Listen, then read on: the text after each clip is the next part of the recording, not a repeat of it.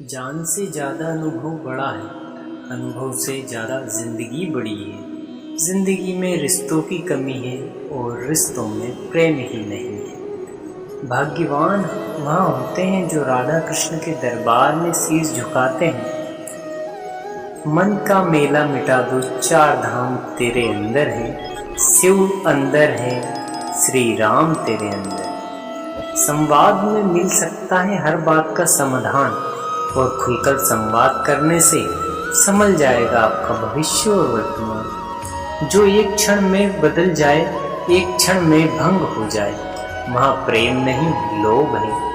जबकि जिंदगी में बुरा समय आए तब समझ लेना कि अच्छे कर्म का समय आ गया है। धर्म केवल कर्म से होता है, कर्म के बिना धर्म की कोई परिभाषा नहीं होती। जो मन को नियंत्रित नहीं करते उनके लिए वहाँ शत्रु के समान कार्य करता है। वहाँ सब कुछ करो जो तुम्हें करना है, लेकिन लालच से नहीं, अहंकार से नहीं, वासना से नहीं, ईर्ष्या से नहीं, बल्कि प्रेम, करुणा और नम्रता से और भक्ति के साथ करें। नरक के 3 द्वार होते हैं, पहला काम, दूसरा क्रोध और तीसरा लोभ। जो व्यक्ति कामी प्रवृत्ति का होता है, जिसके मन में लोभ होता है, और जो अत्यधिक क्रोधी और स्वभाव का होता है, उसके लिए नरक के द्वार सदैव खुले होते हैं। अर्थात जैसे व्यक्ति को तो सिर्फ नरक में ही जगह मिलती है। मैं ही सृष्टि का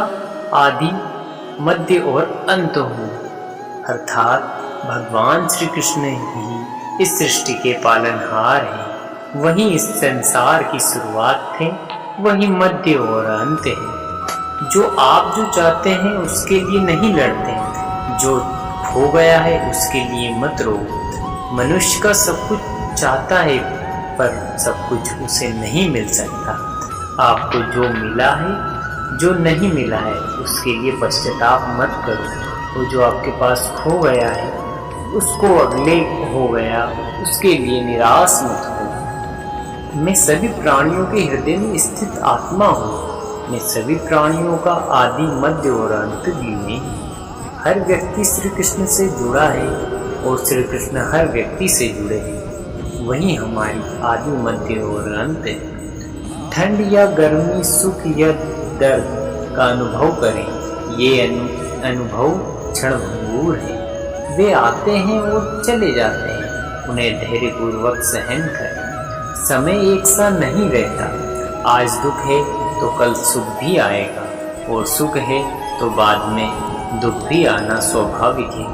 आपको पूरे धैर्य और श्री कृष्ण पर विश्वास के साथ अपना जीवन निर्वाह करना चाहिए। सत्य कभी नष्ट नहीं हो सकता।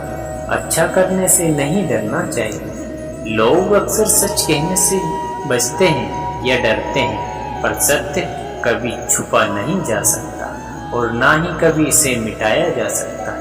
कितना भी छुपा लें, पर सच तो उजागर हो ही जाता है। इसीलिए जो बात सच पर आधारित है, उसे करने या कहने और मानने की कभी नहीं डरना चाहिए। इस शरीर का मोह मत करो, यह तो माटी में है और माटी में मिल जाएगा। अमर तो आत्मा है जो परमात्मा में मिल जाएगी। लोग अपने शरीर को सुंदर बनाने में लगे रहते हैं, पर आत्मा सुंदरता नहीं, सुंदरता से कहीं ज्यादा महत्वपूर्ण है। शरीर तो नाश्वर है, मिट्टी है तो मिट्टी में ही मिल जाता है, पर आत्मा अमर है। इसलिए आत्मा की सुंदरता पर ध्यान दो। आत्मा की सुंदरता अपने को श्री कृष्ण में लीन करने में मिलती है, और जो हुआ अच्छा हुआ। अर्थात जो होता है अच्छे के लिए होता है। कभी कभी विपरीत परिस्थिति हमारे वर्तमान स्थिति को अच्छा करने के लिए आती है। मन चंचल है, इसे और संयमित करना कठिन है, लेकिन यह अभ्यास से वश में हो सकता है।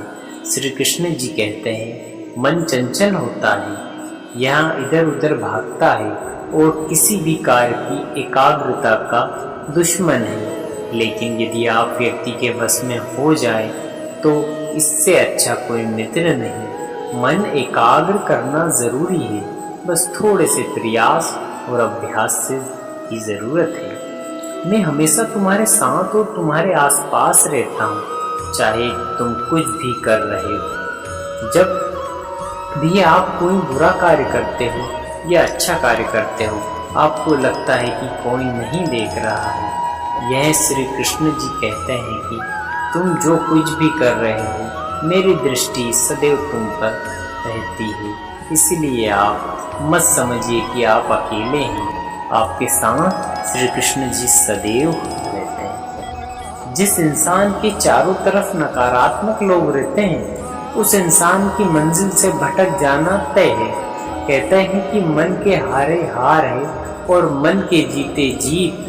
जिस प्रकार सकारात्मक विचार से सफलता मिलती है, उसी प्रकार नकारात्मक विचार से असफलता के मार्ग की ओर आकर्षित करते रहते हैं।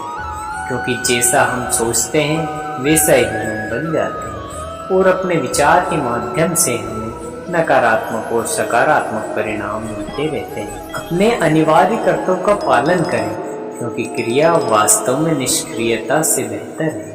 मनुष्य ही एक ऐसा प्राणी है जो कर्म करता है, इसलिए कर्म करना प्रत्येक व्यक्ति का धर्म भी है। कर्म कार्य करने वाला व्यक्ति है, कर्मवीर कहलाता है। इसीलिए कार्य करते रहना खाली बैठने से कई गुना अच्छा है। समय हमेशा चलता रहता है, कभी रुकता नहीं। यदि आज बुरा समय है तो कल अवश्य अच्छा आएगा। इसलिए आप बिना किसी स्वार्थ के सिर्फ कर्म कीजिए, फल पर समय खुद भगवान देगा। ना तो समय रुकता है और ना ही एक साथ रुकती है। बुरा समय हो या अच्छा समय हो, बदलता जरूर है। बुरा समय जरूर आ जाएगा। सुख के बाद दुख और दुख के बाद सुख आते रहते हैं। इसीलिए इस पर हमारा कोई वश नहीं है, लेकिन कर्म पर हमारा वश जरूर रहता है। आप सिर्फ कर्म करिए, फल की चिंता किए बगैर समय आने पर फल जरूर मिलेंगे। जो अहंकार में मोहित हो जाता है, वह सोचता है मैं करता हूँ। जो अज्ञानी व्यक्ति होता है, वो यहाँ गलतफहमी पाल लेता है कि मैं करता हूँ, सभी कार्य मेरे द्वारा ही किए जाते रहते हैं। ऐसा जान अहंकार घर कर लेता है। परंतु यह सृष्टि में जो भी हो रहा है वो तो प्राकृतिक द्वारा किया जा रहा है। अज्ञानता के कारण व्यक्तियों में जो अहंकार का जन्म ले लेता है, वह उसका पतन हो जाता है। पृथ्वी, जल, अग्नि, वायु, आकाश, मन, वृद्धि और अहंकार मेरे ही ये प्राकृतिक के 8 विभव हैं। आत्मा विनाश से परे है और कोई भी उस आत्मा का अंत नहीं कर सकता जो अनंत है।